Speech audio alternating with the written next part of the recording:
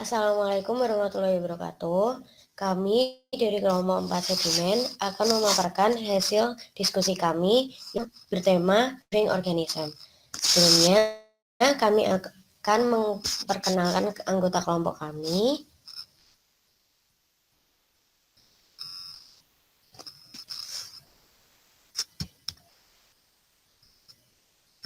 Yang pertama ada Zulfa Ulia, lalu Anissa Jasmine, Dava Fahreza, Gifari Abdillah, Muhammad Fadilah, saya sendiri Nabila Jauhar, Pandega, Yasmin Afifah, Dia Ufaira, dan yang terakhir Baik Alisa. Ya, pendahuluan.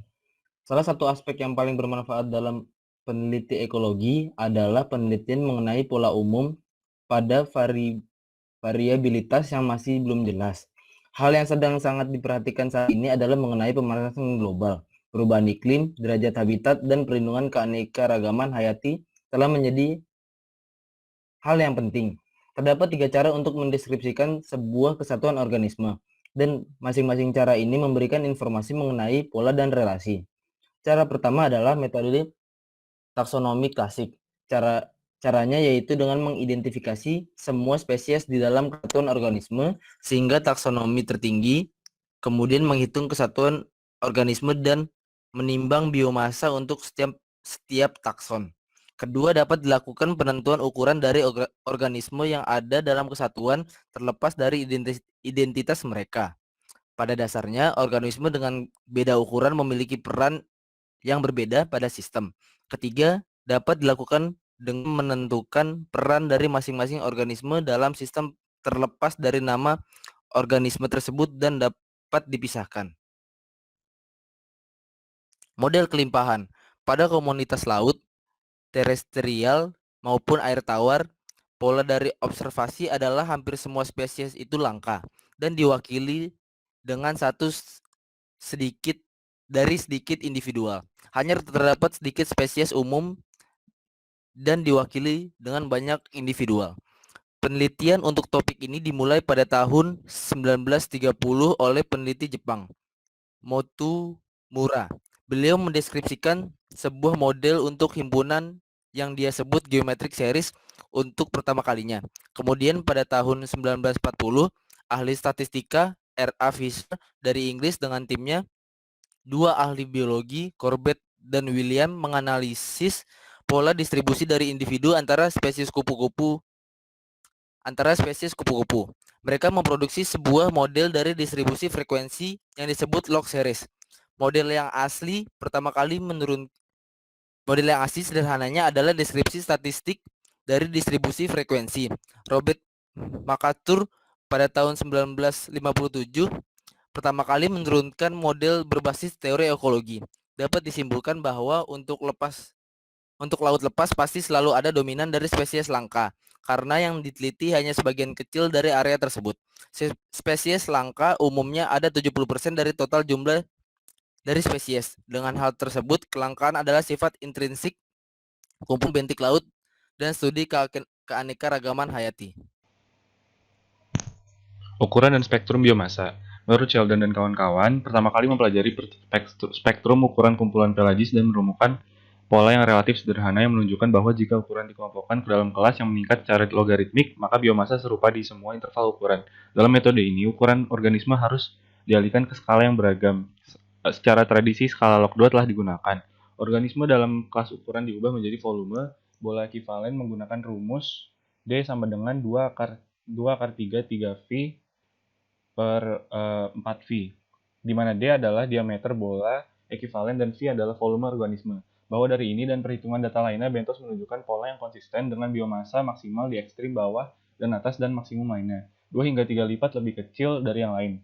Ukuran yang paling besar adalah antara 32 sampai dengan 350 mm, yang menurutnya terkait dengan megafauna yang hidup di interstitial atau di antara butiran pasir. Mereka juga menggunakan skala log 2 untuk spektrum biomasa dan datanya menunjukkan pola yang sedikit berbeda. Untuk bentos terdapat pola konsisten di antara lokasi yang diteliti. Warwick dan Clark menemukan bahwa pola yang sama terjadi di lumpur dan pasir, serta dengan demikian membantah argumen ini. Sebaliknya, mereka lebih menyukai argumen evolusioner, bahwa meofauna dan makrofauna memiliki ciri sejarah alam yang berbeda. Meofauna secara umum mengalami perkembangan langsung, menyebar saat dewasa, memiliki waktu generasi kurang dari setahun dan bersifat heteroparos. Makrofauna secara umum sebagian besar mengalami perkembangan planktonik, menyebar sebagai larva, memiliki generasi lebih dari setahun dan bersifat semioparos. Perkembangan terbaru dari penerapan spektrum ukuran untuk kumpulan benthic termasuk membandingkan gradien salinitas di Laut Baltik dan membandingkan ciri-ciri riwayat hidup nematoda dari sedimen intertidal di mana lebar tubuh rata-rata ditentukan untuk menekankan perbedaan antara spesies interstitial dan burrowing. Sedimen sendiri adalah pecahan-pecahan material yang umumnya terdiri atas uraian batu-batuan secara fisik dan secara kimiawi. Partikelnya ini dapat memiliki ukuran dari sangat besar seperti boulder sampai yang sangat kecil dan sampai halus seperti koloid. Partikel ini juga beragam bentuk dari bulat, lonjong, sampai persegi. Hasil sedimen biasanya diperoleh dari pengukuran sedimen terlarut atau suspended sediment. Dalam kata lain, sedimen merupakan pecahan mineral atau material organik yang diangkut dari berbagai sumber dan diendapkan oleh media udara, angin, es, atau oleh air, dan juga termasuk dalamnya material yang diendapkan dari material yang melayang dalam air atau dalam bentuk larutan kimia. Organisme bentos. Bentos merupakan organisme dasar perairan yang bersifat sesil atau tetap.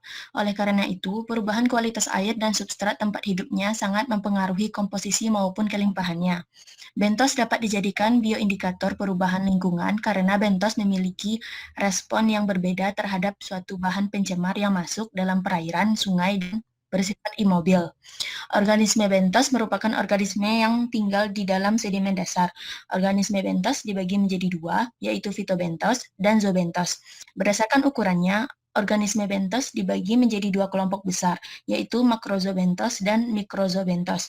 Makrozoobentos merupakan organisme yang dapat tersaring oleh saringan bertingkat dengan ukuran 0,5 mm. Makrozoobentos merupakan organisme yang hidup di dalam atau di permukaan sedimen dasar perairan yang memiliki ukuran lebih dari 1 mm. Menurut Huta Barat dan Evans, zoobentos dibagi menjadi 3 kelompok, yaitu mikrofauna, miofauna, dan makrofauna. Mikrofauna memiliki ukuran kurang dari 0,1 mm, miofauna berukuran 0,1 mm, dan makrofauna memiliki ukuran lebih dari 1 mm. Peranan organisme bentos dalam ekosistem perairan. Organisme bentos dapat melakukan proses mineralisasi dan daur ulang bahan organik.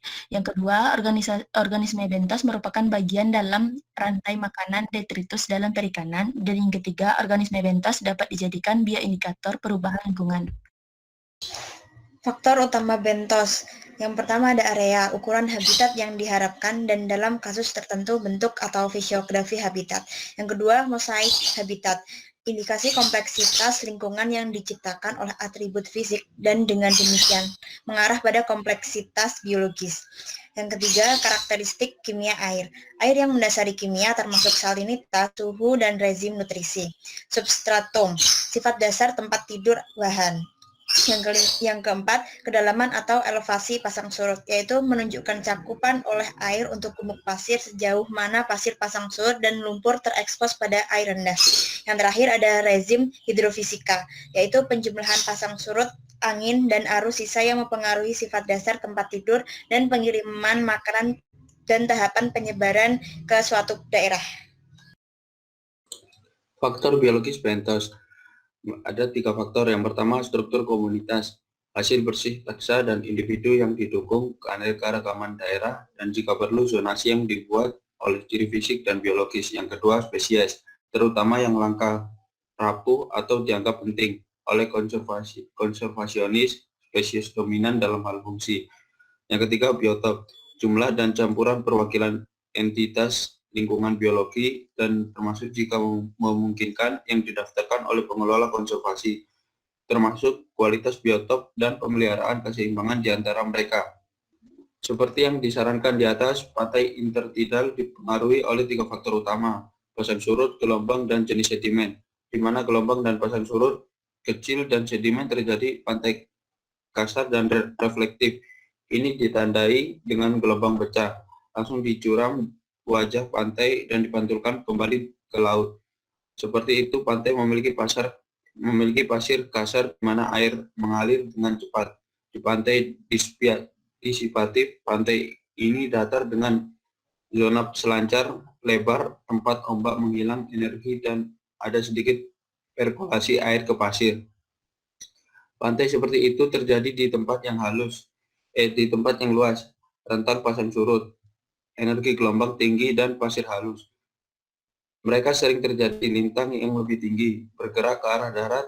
Zona terluar memiliki dasar laut yang relatif stabil, sedangkan zona transisi dikenai untuk energi gelombang yang kuat, dan sebagai konsekuensinya dasar laut itu bergerak. Zona selancar memiliki mobile yang sangat tinggi dan merupakan lingkungan yang sangat tidak ramah untuk fauna. Di zona litoral, tabel air adalah fitur penting dan lebih tinggi dari permukaan laut. Itu pasir lembab, tetapi tidak sepenuhnya jenuh dengan air, tetapi memerah dengan setiap pasang surut.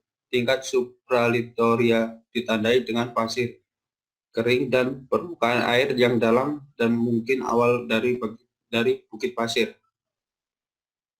Kecuraman pantai berpasir merupakan karakteristik penting yang mempengaruhi kemampuan fauna untuk bertahan hidup. Pantai terjal terjadi di mana aksi gelombang paling kuat. Pantai mengalami penurunan aksi gelombang, memiliki kemiringan yang dangkal dan lebih banyak cocok untuk fauna. Parameter yang mengukur kemampuan energi gelombang mengikis pasir adalah indeks tanpa dimensi dan didasarkan pada gelombang tinggi Richter dibagi kecepatan jatuhnya pasir dikalikan dengan periode gelombang. Nilai indeks 2 mencirikan pantai reflektif, sedangkan nilai 5 menunjukkan pantai dissociatif. Berguna untuk memiliki indeks yang mengukur sifat seperti itu, sejak lingkungan fisik sangat penting dalam menentukan fauna yang mana kumpulan terjadi di pantai tertentu. Fauna di daerah yang terendal. Secara umum, pantai dengan lereng curam yang terkena gelombang laut merupakan tempat yang banyak dihuni oleh fauna pantai. Meskipun ada sejumlah spesies yang tetap beradaptasi untuk hidup di lingkungan seperti itu. Spesies yang khas adalah kepiting pantai dari genus Emerita dan kerang dari genus Donax. Kedua genus ini dapat ditemukan sedang menggali kembali ke dalam sedimen untuk menghindari burung pemangsa. Studi oleh Peter Smith 1969 menyatakan bahwa Polychaete opelia ratkei terbatas pada dataran pasir dan meluas hingga permukaan air.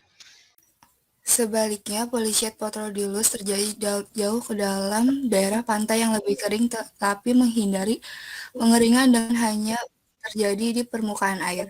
Seperti halnya banyak spesies lainnya, Tardigrade Bathyphiles mirus menghindari lapisan permukaan sedimen yang seringkali jauh lebih dingin daripada laut yang berdekatan.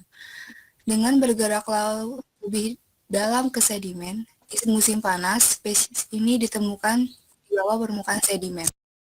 Seperti yang telah dijelaskan sebelumnya, organisme bentos itu merupakan organisme yang mendalami di dasar perairan ataupun tinggal di dalam sedimen dasar. Organisme bentos itu dibagi sendiri menjadi organisme nabati yang biasa dikenal dengan fitobentos dan juga organisme hewani yang dikenal dengan zoobentos. Bersumber dari ukurannya, organisme bentos itu dibedakan jadi dua kelompok besar. Yang pertama ada makrozoobentos, lalu yang kedua ada mikrozoobentos. Makrozoobentos itu sendiri berupa organisme yang tersaring oleh saringan bertingkat dengan dimensi 0,5 mm. Ada juga yang mengklasifikasikan zoobentos dalam 3 kelompok besar, yaitu mikrofauna yang ukurannya lebih kecil dari 0,1 mm, biofauna yang berdimensi 0,1 mm, serta makrofauna yang ukurannya lebih besar dari 0,1 mm. Makrozoobentos itu sendiri merupakan salah satu kelompok terutama dalam ekosistem perairan sehubungan dengan peranannya sebagai organisme kunci dalam jaringan santapan. Tapi tidak hanya sebagai itu, tingkat keragaman dari makrozoobentos yang ada di area perairan bisa digunakan sebagai penanda pencemaran, karena hewan ini menetap hidupnya dan daya adaptasinya itu bermacam-macam terhadap keadaan area tertentu. Makrozoobentos bisa hidup serta ditemui pada bermacam tipe substrat. Ada substrat sedimen yang bersumber dari wujud sedimentasi, spesialnya itu terdapat di sedimen bar. pada wilayah interdal. Di wilayah ini, spesialnya didominasi oleh substrat bioklastik atau berbentuk pecahan dan hancuran karang serta biota yang bercangkang dengan komunitas karang, algae, serta berbagai tipe yang hidup bersama dalam karang. Sekian pemaparan dari kelompok kami. Apabila ada kesalahan mohon dimaafkan. Kurang lebihnya mohon dimaafkan. Wassalamualaikum warahmatullahi wabarakatuh.